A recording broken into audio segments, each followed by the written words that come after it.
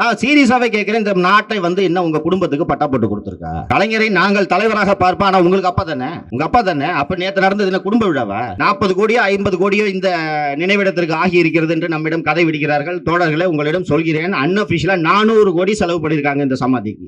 400 கோடி செலவு பண்ணிருக்காங்க. 1 ரூபா 2 ரூபா இல்ல. இது போல ஆடம்பரத்துக்கும் பகட்டுக்கும் இந்த அரசு பணத்தை அள்ளி வீசுகிறது. ஆனால் போராடும் தொழிலாளிகளின் கோரிக்கைகளை தீர்க்க மட்டும் இந்த அரசுக்கு மனது வரமாட்டேங்கிறது.